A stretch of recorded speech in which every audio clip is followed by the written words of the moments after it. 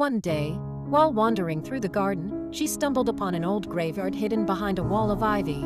Curiosity getting the better of her, she ventured inside and found a headstone with the name Edward etched upon it. As she read the inscription, she couldn't shake the feeling that she had seen the name before. That night, as she lay in bed, she was awakened by a cold breeze that seemed to come from nowhere. Suddenly, a figure appeared at the foot of her bed. It was a man, dressed in clothes from another era.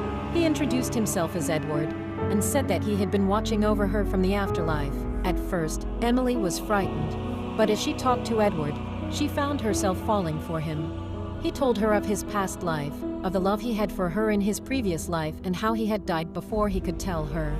Emily was torn between her feelings for the ghost and her fear of the unknown. Despite her fear, Emily found herself visiting the graveyard every day, drawn to the spirit of the man she had come to love. They would talk for hours, and she found herself opening up to him in a way she had never done with anyone before. As the days went by, Emily's love for Edward grew stronger, but she knew that it could never be. He was a ghost, and she was alive. She finally decided to lay her feelings to rest and say goodbye to him. That night, as she lay in bed, she felt a cold breeze and saw Edward's ghostly form appear before her. He looked sad and forlorn, but she knew what she had to do. She told him that she loved him, but that their love could never be.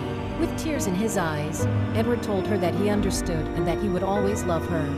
And with that, he vanished into the night. From that day on, Emily was never lonely again. She knew that Edward's spirit was still with her, watching over her and keeping her company. And although they could never be together, their love would live on forever.